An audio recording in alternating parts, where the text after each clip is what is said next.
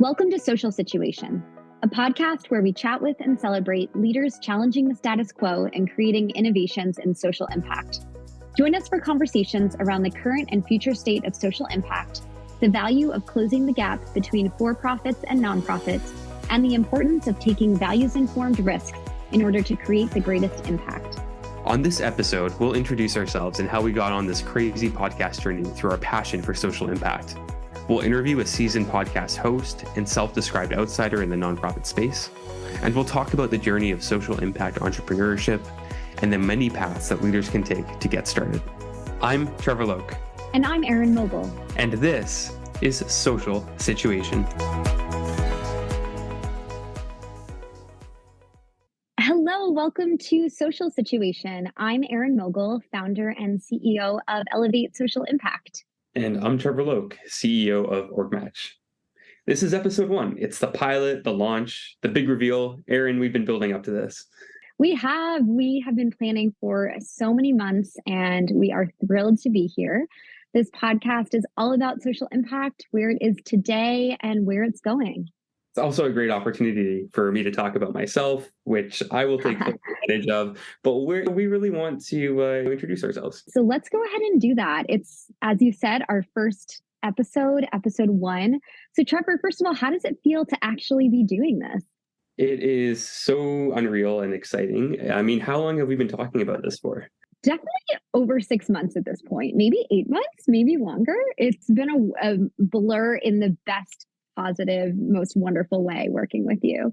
And so we're here at our world premiere, Erin, and I'm here in Vancouver, Canada, sunny west coast of North America. I know that, Erin, you're in New York City, right? Yes, absolutely. So I've been in New York since 2009, which is crazy, nearing 15 years here in New York City with my husband and Golden Doodle. And that's fantastic. Yeah. Having a more global perspective, I think, is something we've talked about as wanting to bring to this podcast. And so I think being on different sides of the border and also inviting people and guests, hopefully, who come from all over will be an exciting opportunity to gain some different perspectives. Yeah, absolutely. I feel like that's one of the reasons why we started this podcast in the first place, right? Really bringing a global perspective to social impact, but also making the space as accessible and welcoming to everyone that is passionate about social impact. So I'm excited for that and definitely to get perspectives from folks across the sector.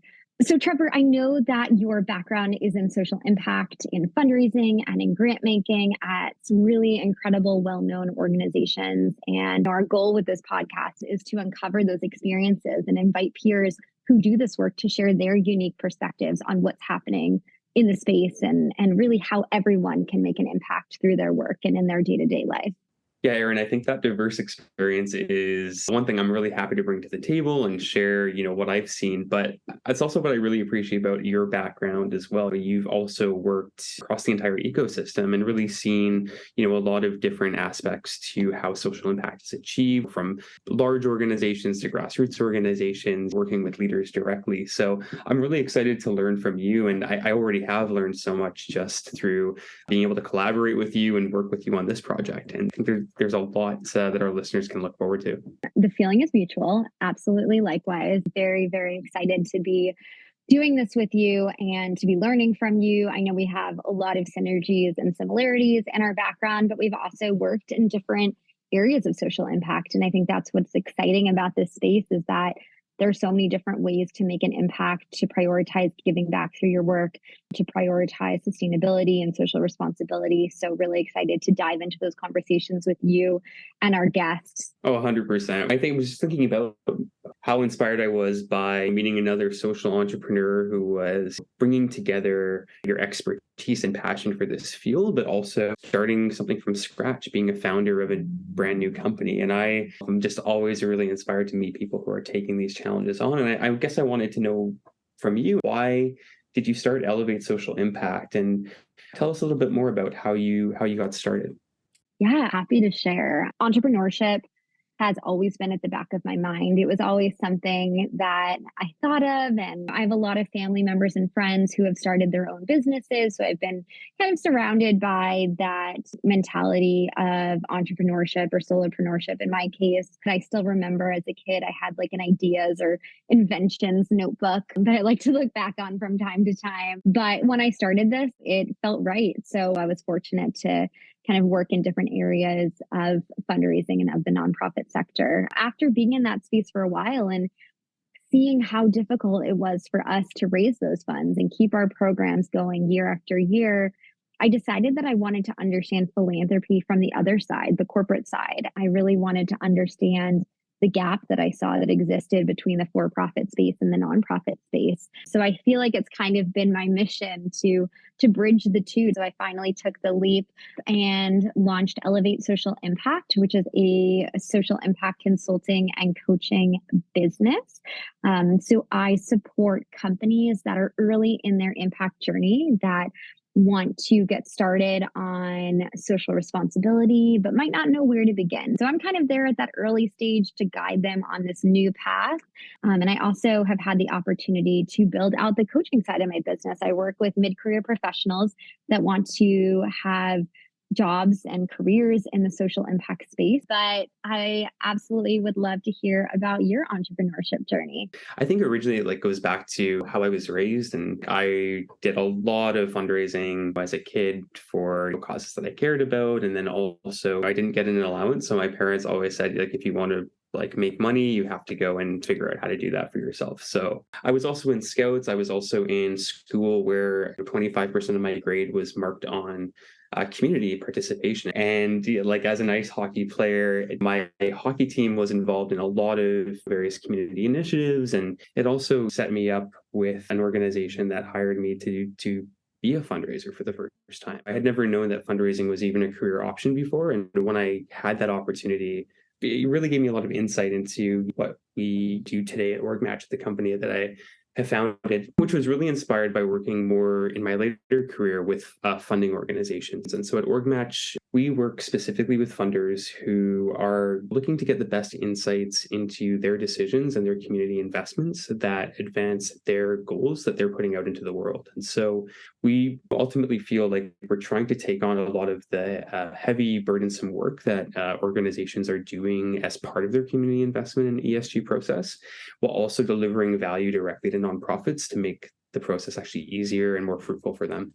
So I'm really excited about what we've been doing. I'm excited about the clients we've had and how we've been growing. So yeah, really looking forward to what the future holds. Let's jump into the podcast, right? Let's talk about this podcast. I'd love to hear more about your impetus for even wanting to start a podcast. Where did that idea come from? I think a huge part of it was knowing that we're taking on this huge challenge in terms of starting new organizations, trying to build business, trying to generate thought leadership in the world. And I thought there's so much overlap in terms of what we're trying to do. And so I know a lot of folks who listen to podcasts, and I thought, okay, so that might be the best way to try to connect with them, or at least find some time where folks can just sort of reflect a little bit, maybe get some ideas, how they can make a difference, or maybe just even someone who has never thought about this before and is maybe looking to get started. And having built this project with you since then, I think it's just reinforced those beliefs. These collaborations are what I'm all about. And I truly feel that together we can make an even greater impact and reach a broader audience and bring even more incredible guests to this podcast. So thank you, Trevor. Very excited to get started on this journey with you. Looking to make an impact, but not sure where to start? Elevate Social Impact, a purpose-driven consulting and coaching practice, helps companies develop their CSR strategies and embed a culture of giving back into their brand. And they guide individuals looking for fulfilling careers in social impact. Whether you're wanting to grow your company's give back efforts or find values alignment and make a greater difference through your work, Elevate Social Impact is excited to equip you with the knowledge, resources, and tools that you need to get started. Check out elevatesocialimpact.com today to learn more. All right, Erin, it's time for Let's Get Social. Every week, we'll choose a topic of focus and bring on guests to join us. Today's topic is something you and I are passionate about and living day to day: social entrepreneurship. Today, to join us, we're inviting fellow social entrepreneur podcaster, and all-around nice guy. And I have to say, the most soothing voice in show business, Pooya Pourak. Pooya is the co-founder and CEO of MatchNice, a social impact tech startup on a mission to connect the nonprofit ecosystem and maximize social impact, with a focus on building a new kind of impact-centric and donation-matching fundraising platform for nonprofits and donors. He is also the host and producer of The Nonprofit Lab, a podcast dedicated to the journey of discovery in the nonprofit sector that challenges the status quo and asks how we can all be a bigger part of social change. Pooya has been an invaluable resource in helping us to get started on this crazy podcast journey. Welcome, Pooya. Thank you so much for joining us on Social Situation. We are so excited to have you here. And we wanted to jump right in and get to know you a little bit better. As co-founder and CEO of MatchNice, you are a self-described outsider in the social impact space. And we're wondering, what was the aha moment that started you on the MatchNice journey? And what keeps you going with this work today? Well, thank you for having me on, Erin and Trevor, and congratulations on the launch of the Social Situation podcast. It's an honor to be the first guest on your show. I still kind of consider myself a little bit of an outsider, and I keep that mindset to stay curious and open-minded about really the state of the nonprofit sector and how I can be a part of the future of where the sector needs to go to be more sustainable. For me, the journey into the nonprofit sector has really felt like a natural progression based on my own core values and interests. I've always kind of self-defined my inner purposes connecting with and helping others. And I've been able to do that inside and outside of work, but my career path has been one that's really gone from the for-profit sector, living through that purpose of listening to diverse stakeholders and taking their feedback to inform large-scale like digital transformations. And that mission connection has been always something that has been the ultimate motivator for me. Like, what's the impact of the work that I'm doing in the world, and really connecting back to the why. For me, the aha moment started while I was actually working full-time as a consultant and volunteering for a really great nonprofit, national nonprofit called Beat the Streets. So they're a youth development nonprofit focused on taking middle school and high school wrestlers, giving them mentorship and all of the tools they need to succeed. And while I was volunteering as a mentor there, it struck me that college and university wasn't really the best option or a viable next step for some of the students going through the program. So I asked myself, what else could there be? How might we bridge the gap that exists here? I started doing some research and found another nonprofit called Year Up, and they take 18 to 24-year-old students with or without college education and provide them with career training and then match them with Fortune 500 companies for internships. And I said, oh, here's a really great mission-aligned connection that's mutually beneficial to both organizations. And that's when it clicked for me. How many more of these mission-aligned partnerships could there be? And what if the answer to maximizing social impact wasn't necessarily me starting another nonprofit, but focusing on how to connect the dots between mission-aligned nonprofits, businesses, communities, and even the government to maximize that impact? That was like the spark, and it's the core of the mission for what we're pursuing at MatchNice. And it's one of those missions that's bigger than any one of me and my team members, and something that I think is going to continue to be part of our North Star of aiming to achieve. But it's definitely a lifelong problem to be working towards. Your journey from this different sector into your work as a volunteer, all the way to solving problems and really being that connector between nonprofits is incredible. I think there needs to be more of what you're putting out there into the world. For our listeners that are not familiar with MatchNice, if you could share a little bit about the mission and vision of MatchNice. So we are a pre-seed social impact startup. I have two co-founders. Shout out to Madeline and Ibrahim if they're listening to this episode. And we currently have about 5 nonprofits that we're working with. And what we're doing is we're helping nonprofits really tell the story of how their mission and the work that they're doing ties back to the ask for a donation, and really also trying to solve this problem of maximizing recurring donations, because we know that's a big issue in digital fundraising is donor retention. Because as we know, the fundraising stats right now aren't exactly super encouraging. Individual giving has been going down for the last couple of years.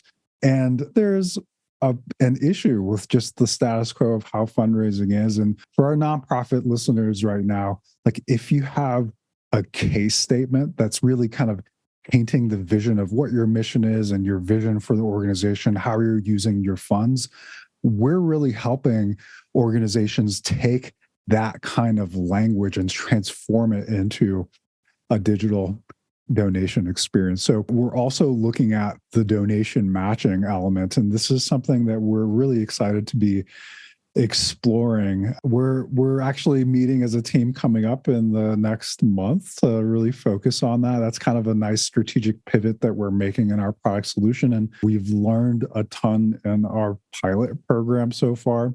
That's kind of like from mission to where we are with our pilot to also where we're thinking of going in the future.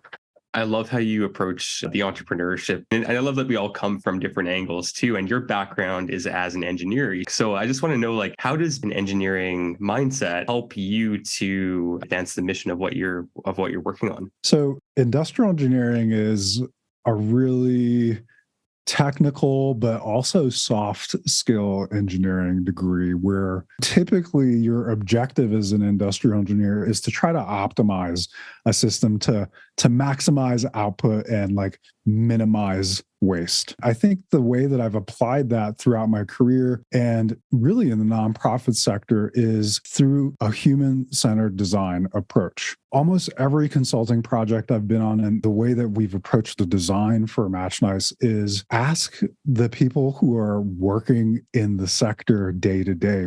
Ask executive directors, board members, development officers, program leaders, donors, foundations, all of the various stakeholders in the nonprofit ecosystem. What's working? What's not? What are the challenges that you have when it comes to insert problem frame? For us, that problem frame is right now focused on digital fundraising. So at the end of the day, there's like two big customers for us, and that's the nonprofits themselves, as well as the donors. If we can help make the connection between those two in the beginning really well, then we're also going to see a larger benefit and impact to the communities that those nonprofits are serving. And for you personally, has there been someone in your life that's left a particular impression or that inspires you to continue this mission despite the challenges, despite the hardships that you face? Many people come to mind. Honestly, every person I've connected with that is working in the nonprofit sector fuels the fire that I have. Like it's so life-giving to recognize everyone who's working in the sector kind of having a connection back to our mission and working towards a better whole. That's like my perpetual source of inspiration. But I think also I'd say my mom. I've seen firsthand the sacrifices that my mom and my parents made to get us to the US and to afford us the opportunities that we have. And there's a moral sense and obligation to want to make the most of that and to give back as much as I can. And this comes back to the mission and the legacy that I mentioned of just wanting to ripple that kindness back out and reflect that back out. I understand that you're training for an Ironman 70.3. So a couple of questions here. First of all, what is an Ironman 70.3? An Ironman is just a triathlon, which is 3 events chained together. It's a swim, a bike, and then a run. And the 70.3 is the half version of a full Ironman, which is about a 1.2 mile swim followed by like a 56 mile or something bike ride, and then a 13.1 mile run, a half marathon at the end of that. So I'm hoping to finish somewhere in like the 6 to 8 hour range on that. I think I did a 5K once, and that was a lot for me. So I'm curious about how this training relates to having a healthy mind and being a good leader and entrepreneur. I think this relates to anybody, no matter what you're doing in life. I think self-care is the most selfless thing you can do, because when you're taking care of yourself, you have the access to show up for others in a more meaningful way. And no matter what we're doing in life, things can get pretty overwhelming and hectic, and there's just so many different like levels of obstacles that we face every day. For me, it's really a twofold thing. One is like personally continuing to challenge myself, and that really directly translates to my determination, resiliency, and ability to overcome adversity off the field, out of the arena of physical sports and all of that. Even the simple act of pausing to take a deep breath once a day can even be transformative. But self-care, so important. I'd love to hear where Pooya is 10 years from now. What sort of impact are you making? And where is MatchNice? It's a great question. I certainly have a mindset of being in the present and focusing on what's right in front of me. For MatchNice, at least, we're much closer to achieving our mission of connecting the nonprofit ecosystem and maximizing social impact. But I'm also really interested in that connection point between nonprofits and businesses, nonprofits and communities from a volunteering perspective, nonprofits and government from a grants and policy making perspective. 10 years from now, I hope that I can see clearly that the work that my team and I have been doing has led to some foundational and transformative positive changes in the sector, where we are meeting some of the larger goals that we have as United Nations Sustainable Development Goals. And I hope to have a really nice garden. I really want to just get out and garden more, so, like with my wife. Maybe I have a yoga studio, and maybe I'm doing some more work in the mental health space, because that's something I'm also very passionate about. So I love that. And I just have to say, your emphasis and focus on self-care and mental health is really inspiring to me, and I'm sure to our audience as well. So thank you so much for sharing that. Yeah, thank you so much for all the thoughtful, personalized questions. Really appreciate you coming on today. And if you like what you've heard, please visit matchnice.org. That's matchnice.org. And whether you're a nonprofit or a donor, help Pooya and the MatchNice team achieve their mission of bringing better donor experiences to nonprofits digitally. You can sign up. I believe you have a pilot program right now that nonprofits can sign up to. So now is a great time, if you're listening, to sign up to be part of it. Thank you, Pooya. Thank you both. Thank you for listening. We will be right back. $60 billion is being given by companies to nonprofits in 2024 to maximize regulatory benefits and manage reputation for employees and customers. Some companies are struggling. The rest are using Orgmatch, because Orgmatch optimizes this process, saving time and money required in due diligence, research, and administration, while increasing confidence in the impact and investment earned. That's why community investment teams around the world are trusting Orgmatch to get the job done. Find out for yourself by going to orgmatch.com. That's orgmatch.com to get started now for free. All right, Erin. Well, it is time for that part of the show where we talk about what's on our minds, and whether it's predictions or recommendations or something else altogether. I know there's a lot. So tell me, Erin, what's been on your mind? So I'm always looking at companies that are doing ESG well and in creative ways, especially companies that involve and engage not just their internal employees in their give back efforts, but also their customers. I'm also thinking a lot about my wardrobe. It's been exciting to see the change in season, although not today, but shortly coming. And I wanted to share a really cool deal from one of my favorite clothing stores called Madewell. So they are a really awesome company in that they prioritize their sustainability efforts. They invite customers to bring a pre-loved pair of full-length denim jeans to any Madewell store. And then not only do you get $20 off your next pair, but they will then send your jeans to ThreadUp to be resold. So they really believe in upcycling and really reducing our waste. And if ThreadUp is for any reason unable to resell your jeans or refurbish them, they will instead be turned into housing insulation for communities in need. So I thought this was a pretty cool thing that Madewell has going on. It's an ongoing program. There's no end date to it. So definitely anyone that has those old jeans laying around, check out Madewell, bring in your old jeans. And also, if you don't have Madewell where you live, there are many other companies that have really cool sustainability programs like theirs. So I definitely recommend you check out your favorite clothing stores and see what sort of opportunities they are providing to consumers to engage with their company in a really meaningful and impactful way. So definitely recommend everybody check out that sort of a program. I love that, Erin. And I'm going to write to Madewell and try to get them to open up a store in Vancouver, because I've just been checking out their website as you've been describing them. And first of all, like, so fashion forward, love their approach in terms of making sustainability accessible for consumers.